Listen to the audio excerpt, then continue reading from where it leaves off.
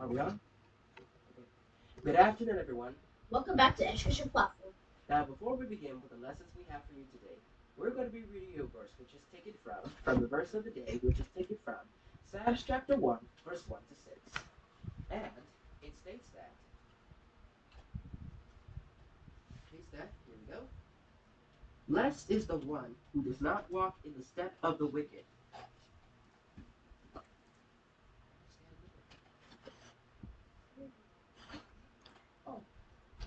Or stand in the way that sinners take, or sit in the company of mockers, But whose delight is in the law of the Lord. and who meditates on his law day and night. That person is like a tree planted by streams of water, Which yields its fruits in season, and whose leaf does not wither, whenever they do not prosper. not so the wicked. They are like chaff that the wind blows away. Therefore the wicked will not stand in the judgment, Not sinners in the assembly of the righteous. for the Lord watches over the way of the righteous. But the way of the wicked leads to destruction. The Amen. word of the Lord. Now, our first lesson is about Egyptian mythology.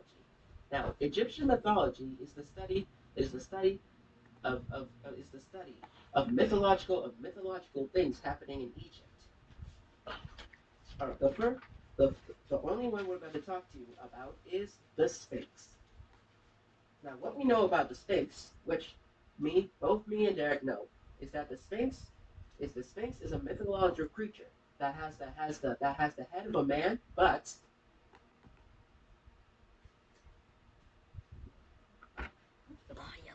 But the body of a hyena. lion. And also, the Sphinx represents royalty and sacred status. So all the mummies that lived thousands of years ago. Now, our next lesson. A supermoon is an astronomical phenomenon Is a where supermoon. a supermoon is an astronomical phenomenon where a full moon looks larger and brighter than usual. It happens when the full moon occurs at the same time that its orbit is closest to the Earth. In a rare occurrence, there will be two supermoons in August 2023, the first of which emerged on August 1. Supermoons can appear to be up to 8% larger than a regular moon. The second one will happen on the night of August 30. Understanding the moon cycle. There are 8 phases of the moon cycle, which repeats every 29.5 days. The phases are new moon, waxing crescent, first quarter, waxing gibbous, full moon, waning gibbous, third quarter, and waning crescent. The moon reflects the sun's light, and when sunlight is reflecting off the far side of the moon, it is referred to as a new moon. When sunlight reflects off the near side of the moon, it is known as a full moon. In a year, there are usually 3 to 4 supermoons. This year, when the moon is close to Earth, there will be 4 supermoons in a row, according to EarthSky, a science news website. July 2, 3, 361,934 kilometers, 224,895 miles away. August 1, 357,530 kilometers, 222,158 miles away. August 30, 1, 357,344 kilometers, 222,043 miles away. September 28, 29, 361,552 kilometers, 224,658 miles away. The supermoon at the end of August will be the closest of the year and is also a blue moon, the second full moon in a calendar month. What causes a supermoon? The term supermoon was coined in 1979 by astrologer Richard Knoll to refer to the point when the full moon is at the closest point of its orbit around the Earth. The moon's orbit is elliptical as it follows an oval course around the Earth, meaning that it is closer and farther away from the Earth at different times. The supermoon on August 1 was about 357,530 kilometers from the Earth. Throughout its orbit, the moon's distance from our planet varies between about 360,000 kilometers and 400,000 kilometers, according to NASA.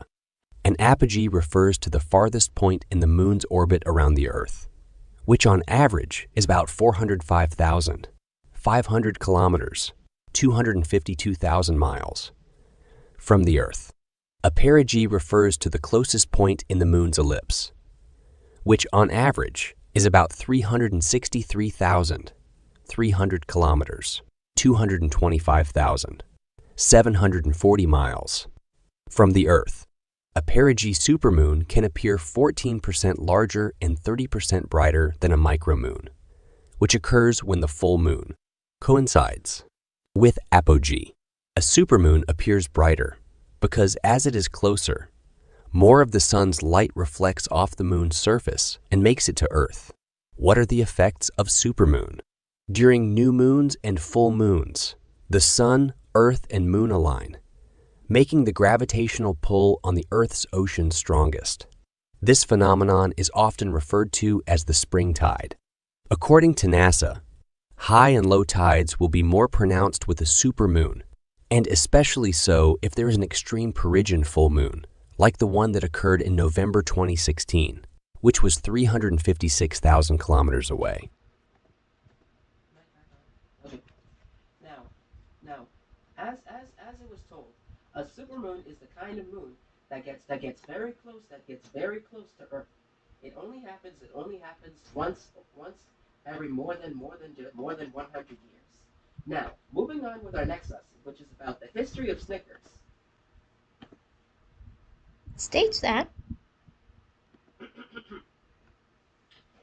In 1930, Mars introduces Snickers. It was named after the favorite horse of the Mars family. The Snickers chocolate bar consists of nougat, peanuts, and caramel with a chocolate coating. Where was Snickers founded? The Snickers were founded in Chicago, which it was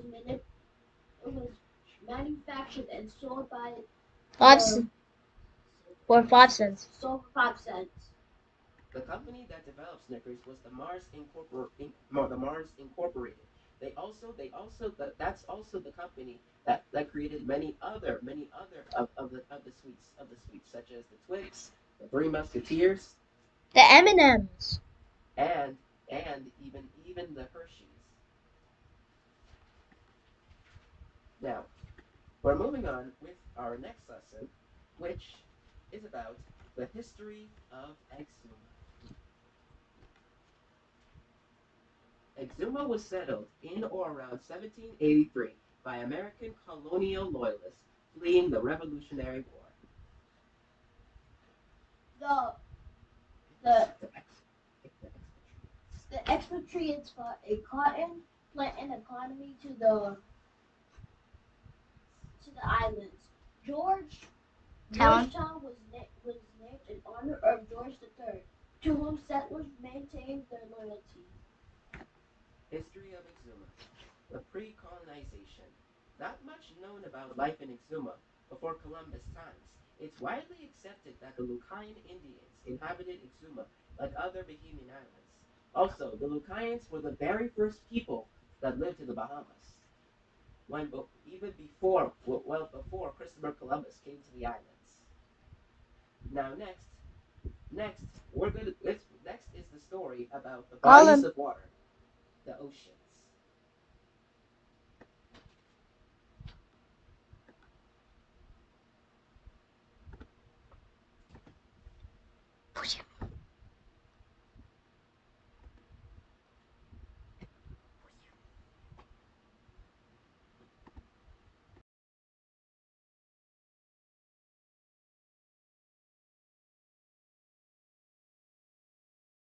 An ocean is a massive body of salt water.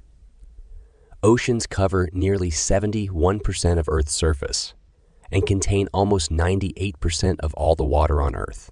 There is one world ocean, but it is divided into 5 main areas: the Pacific, the Atlantic, the Indian, the Arctic, and the Southern, or Antarctic. Together, they can be seen as one world ocean because they have no real borders, and water flows freely among them. Smaller parts of these oceans are called seas, gulfs, and bays. Ocean water. Ocean water is salty. The saltiness comes from a chemical substance called sodium chloride, which is dissolved in the water.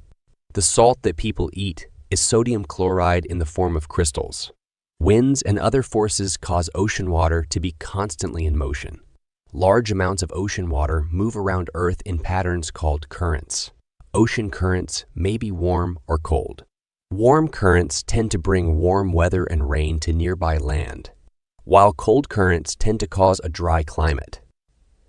The Gulf Stream is a warm current that runs north along the eastern coast of the United States. Winds also cause ocean water to move in waves. Steady, powerful winds cause big waves, and gentle breezes create ripples. Large swells in ocean water usually come from stormy weather. Tides, the rise and fall of ocean levels, are another way that ocean water moves. Tides happen throughout the day. On a beach, for example, the ocean covers more sand at high tide than at low tide.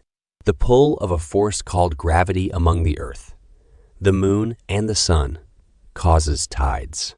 Ocean floor. The ocean floor has many levels. The shallowest part of the oceans, called the continental shelf, lies along the edges of the continents. The edges of the continental shelf slope down toward the deep parts of the oceans, called the basins. At the bottom of the basins are large, flat plains. In some places, deep cracks called trenches cut into the ocean floor. In other places, underwater mountain chains, called oceanic ridges, rise up from the floor. Earthquakes sometimes occur along the trenches and ridges, and parts of the ridges even contain active volcanoes. The oceans are full of life. Orcas, also known as killer whales, are one of the ocean's top predators. They eat a variety of other ocean life, including small fish, sharks, and seals. Photo: Manette Lane via Wikimedia Commons. Ocean life. Living things inhabit all levels of Earth's oceans. Ocean plants grow fairly close to the water's surface because they need sunlight to stay alive. Sunlight penetrates the water to only about 656 feet. The most numerous ocean plants, called phytoplankton, are tiny, one-celled plants that drift with the ocean currents. Various kinds of seagrass and other plants also grow in the world's oceans, and seaweeds, which are plant-like forms of algae, are plentiful as well. Like ocean plants, most ocean animals live in shallower water. This is because there are more plants and animals to eat near the water's surface. But animals also can be found in deep water, including within the ocean's deepest, darkest trenches. The largest ocean animal is the blue whale. No larger animal has ever lived on Earth. The tiniest animals are a form of plankton called zooplankton. Hundreds of thousands of other types of animal also live in the ocean, including clams, crabs, squid, dolphins, and many different kinds of fish. Corals and sea anemones look like plants, but they are animals too. Importance of the oceans. The world's oceans are important to life on Earth. Oceans are a great source of food for people around the world and also provide minerals, oil, and natural gas. Phytoplankton and algae create much of the world's oxygen. Oceans also help to keep climate stable by storing heat from the sun. Today, many dangers threaten the health of the oceans. People pollute oceans by dumping poisonous waste and garbage into them. Ocean pollution reduces oxygen in the water and harms ocean life. Overfishing and oil spills harm ocean life as well. People called oceanographers study the oceans to try to keep them healthy. Some examine the quality of the water and the way the water moves. Others look at the structures of the seafloors and basins. Another group of oceanographers is interested in the plants and animals that live in oceans.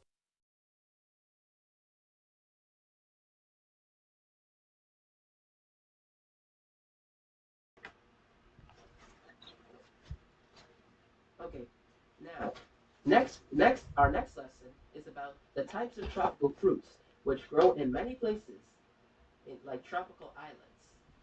Now, the different types of tropical fruits, which are oranges, mango, Starfruit. Coconut. Coconut. Oh. guava, and there's also some more, such as pineapple, and there's also one more kind of tropical fruit, which is also bananas. Watermelon. Also watermelons.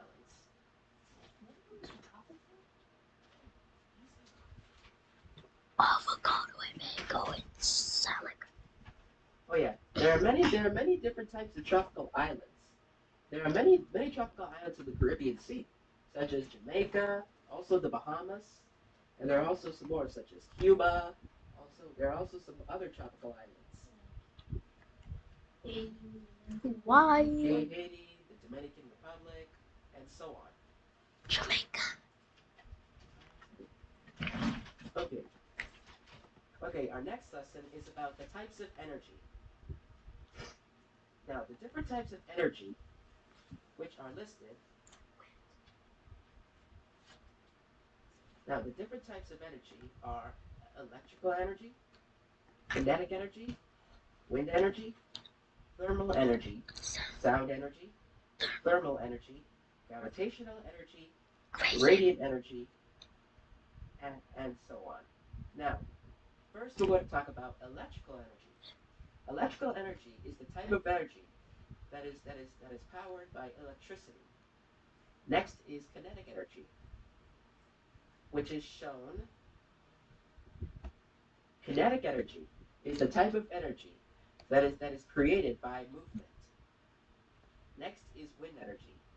Wind energy is the type of energy that gets its energy from the wind. Next is sound. Sound energy is created when sound creates electricity, which can power even so much pretty much anything. Next, gravitational energy. It's the kind of energy that is helped to be electrocuted by gravity. Last is radiant energy, which is created by any means of radioactive or radio emission. Now our last lesson is about hula.